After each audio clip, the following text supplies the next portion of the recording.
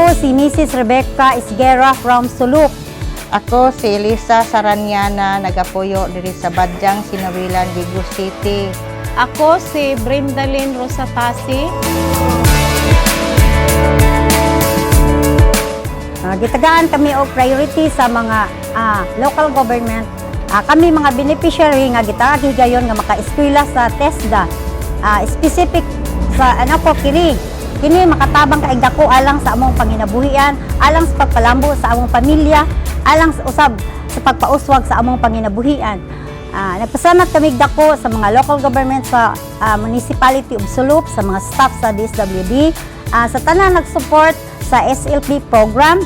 Daghang kaayong salamat sa ilang gihatag namo nga higayon nga diin kami makabangon sa among kalisod ug aron sa makabot namo ang kalampusan sa among panginabuhi.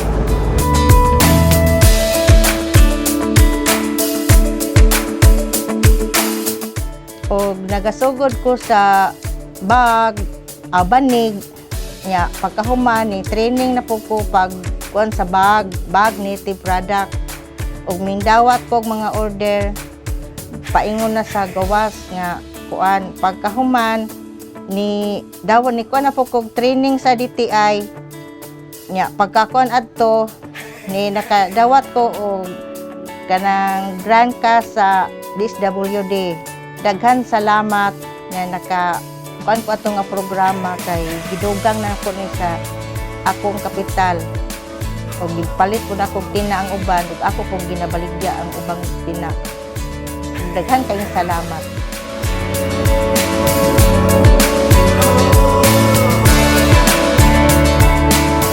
Dako kaya akong pasalamat unang-una sa Ginoo nga sa tanang gasa nga among nadawat sa matag adlaw.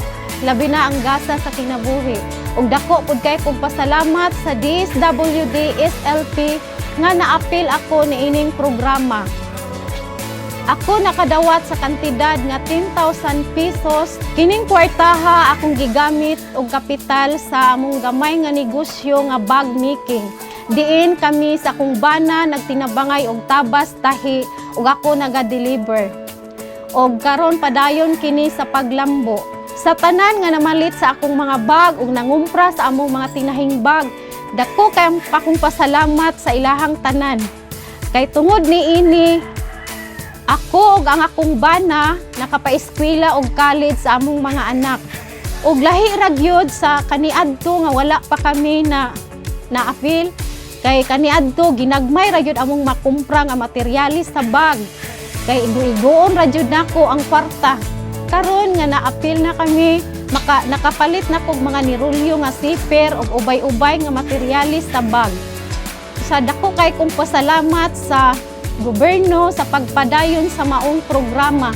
Kinasing-kasing akong pagpasalamat sa iyong pagbisita diri sa amuang. Daghan kayong salamat. O padayon kami nga mangarap o maningkamot o magkugi sa way kapoy-kapoy aron makahuman gihapon ang among upat ka buok anak.